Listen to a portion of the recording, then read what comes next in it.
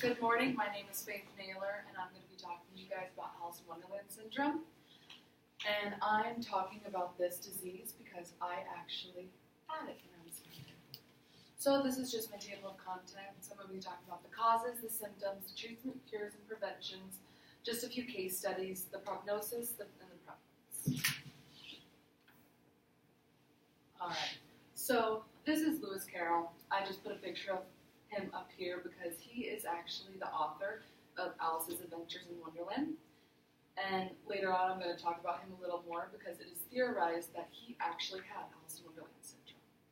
So Alice in Wonderland syndrome is actually, it is a neurological disorder that it messes up with how you perceive things, like your sight, sounds, and I already said why I'm talking about it today.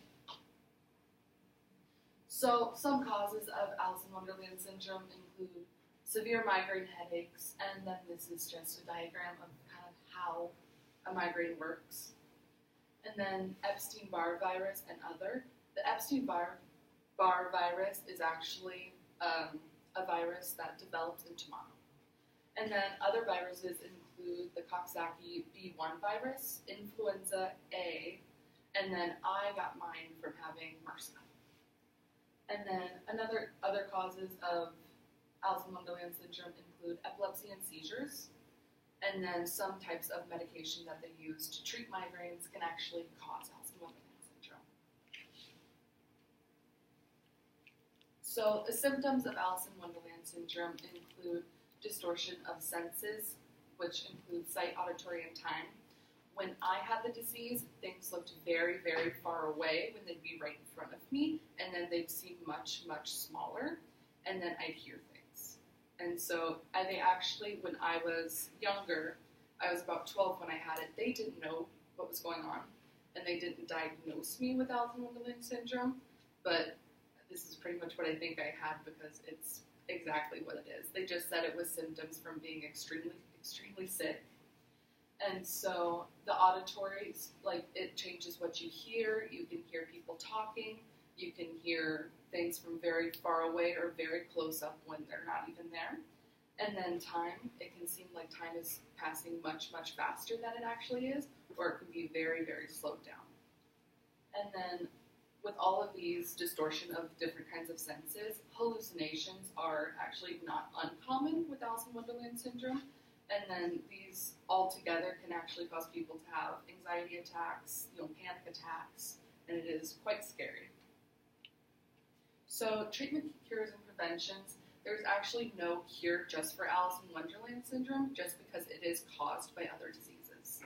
So they take a symptomatic treatment route, which is just treat the causes, and then the treatments can differ depending on what the cause of the disease is. So they pretty much just say, try to stay healthy, don't get an infection, don't get mono, don't get MRSA. And then if you do experience migraines or epilepsy or seizures, go to the doctor, get them treated. And then a couple of case studies. Nabil Kitchener, I read about him, and he wrote about two boys. One was 6-year-old and one was 9-year-old. And then one boy, he experienced Alice in Wonderland syndrome that was caused by epilepsy. And then another was caused by, I can't remember exactly what the disease was, but he had an infection of some sort. And then J. Gordon Millichap, he wrote about a boy who had Alice in Wonderland syndrome from Lyme disease. And then Paul Bernard and Dimple George, they wrote about a girl, and she had Alice in Wonderland syndrome. It was a girl, and she was 13 years old, and she had Alice in Wonderland syndrome that was associated with panic attacks, and she was actually put into a ward because she had severe panic attacks, and she would just kind of go crazy. But eventually they treated her migraines, and her symptoms went away.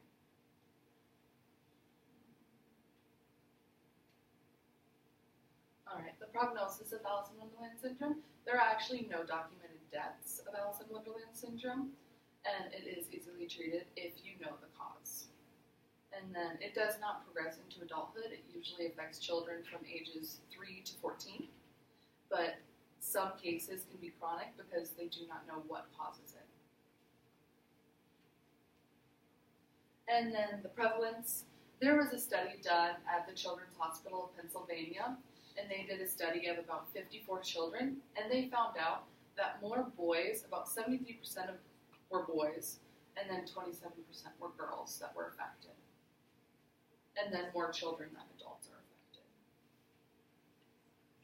So the conclusion is just more research needs to be done to better understand the prevalence of the disease, how many people have it, and then how to cure the disease on its own.